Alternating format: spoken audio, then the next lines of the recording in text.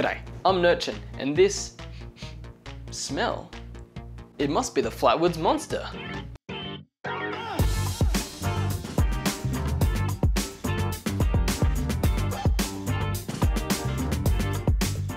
The Flatwoods Monster, I'm almost skeptical to even call this thing a cryptid, but there's lots to be learnt about how this thing came to exist. But before we go poking holes in this thing like a block of Swiss cheese, let's first have a look at the story. It's September 12th, 1952 at 7:15 on a Friday night.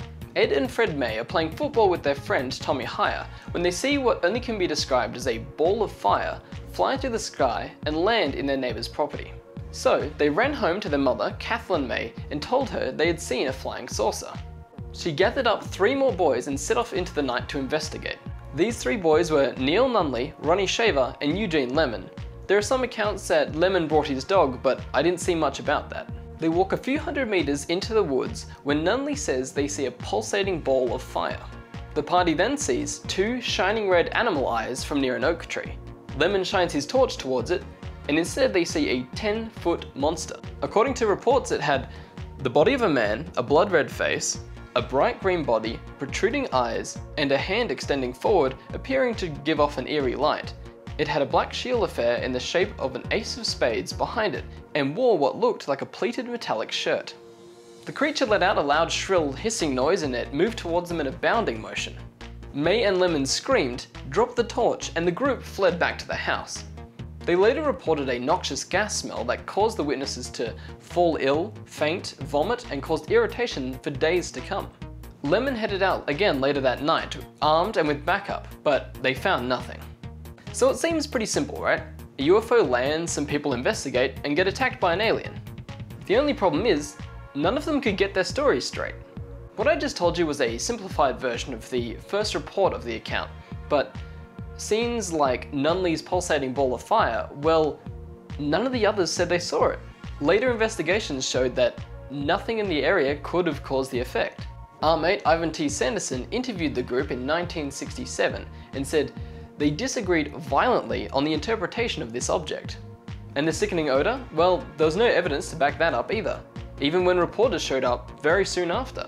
And when it comes to the monster, some of them could have seen a different creature entirely. The blood red face and the head shaped like an ace of spades is a constant. It's always the first descriptor of the creature. But the body? Well, most of the kids said they didn't even see the body. It was dark, black, or completely obscured. And none of them even said it had arms, except for May, who insisted it had terrible claws. And the metallic shirt bit is a bit of an odd one. It definitely wasn't a prominent description in the first reports, but after it wormed its way in there, it was suddenly a key point in every description. May even added later that it almost wore a folded metal style of clothing. So they're lying. Well, maybe not. This is where the story gets interesting and can help paint a picture when considering evidence for future cryptids. First, some explanations. On that night, a meteor flew overhead and was visible for miles. The supposed landing of the flying saucer was just it passing over the horizon. When the police rocked up to the scene, they had just come from a separate investigation of a plane crash landing, which was a similar misidentification. The scene is set. The kids swear they've seen a flying saucer. They head out into the night looking for their alien. Lemon sees 2 eyes shining in the night and turns his torch, and the group sees a barn owl. This story has been researched for years, and it's a pretty common theory that the circle face and the large eyes make sense for an owl. Especially a female barn owl with their brown face under torchlight could have looked blood red. The ambiguous body of the creature just could have been the tree that it sat on, dark colours or green, and its large claws could have been the talons of the owl or old school creepy branches. The creature hovering or bounding towards them could have just been a swooping bird, and the hissing also makes perfect sense.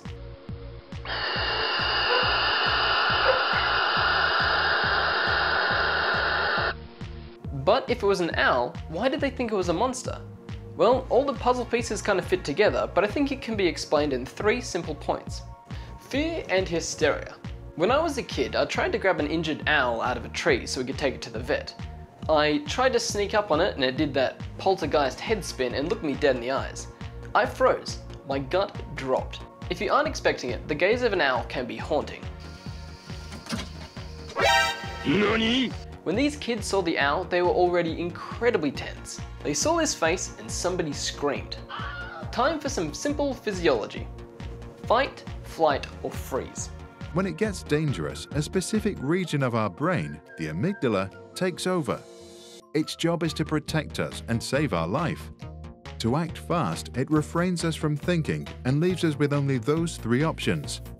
In that moment, you have no critical thinking. So you're in the woods and it's pitch black and you're looking for a possibly dangerous creature. Suddenly you see some bright eyes, a terrifying hiss, and somebody screams. Flight. You run. Yes, shout out to the guys that would throw down with this alien, but for these people, they ran.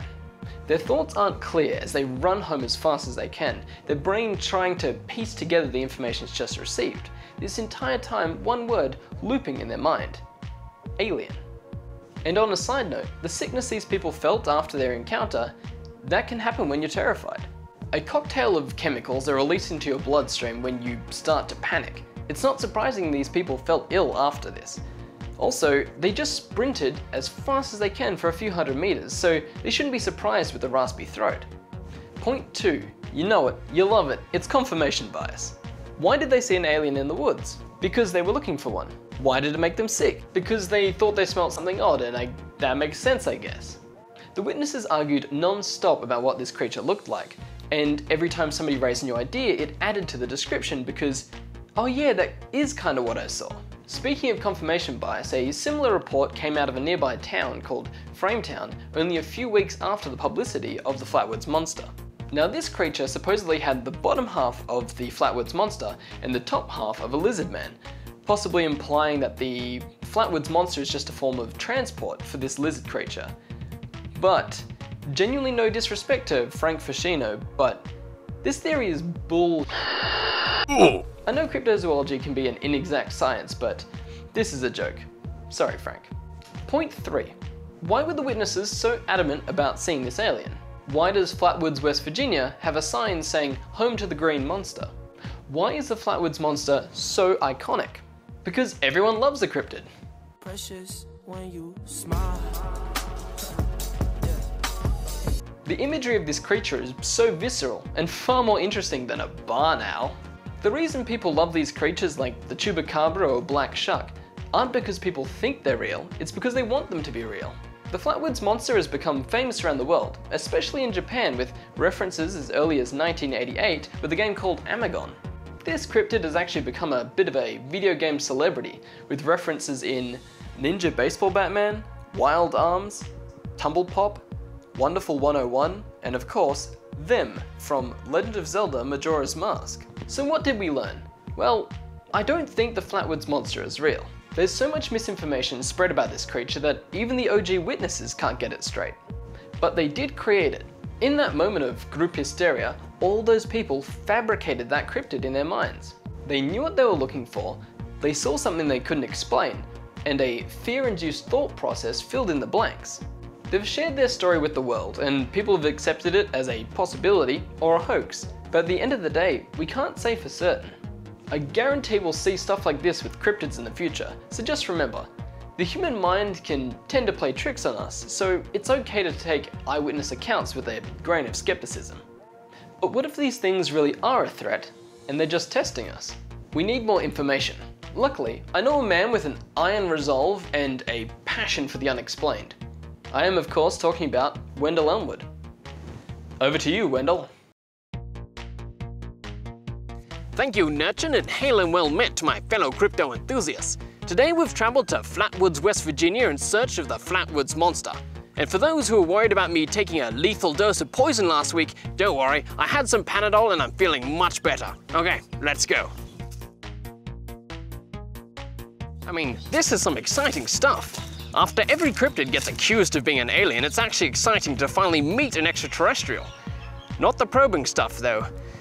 No, sir. Now, if you're searching for the Flatwoods Monster, here's what you must remember. Search the Flatwoods of West Virginia, keep your nose out for some noxious gases, and search nearby UFO sightings. Oh, that's our cue. Come on, let's go, go, go. There it is, the Flatwoods Monster. It seems completely harmless. Excuse me, you can't be here. And I'm gonna have to confiscate that camera. Dang it, I should have known. No wonder they couldn't find anything about the Flatwoods Monster. Government cover-up. Oh, who's that behind you? By Jove, it's Rob! I thought you were dead! Well, let's get out of here before more suits show up. We've got lots of work to do. Let's go.